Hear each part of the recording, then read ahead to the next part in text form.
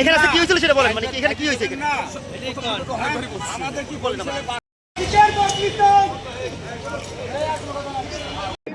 এই বিষয়ে আমার জানা নাই, এই ঘটনা ঘটার কোনো সম্ভাবনাও নাই। ঠিক আছে, তো আমি তারপর সিনিয়র সাথে যে দাবি দেওয়া বা তাদের যে ক্ষোভ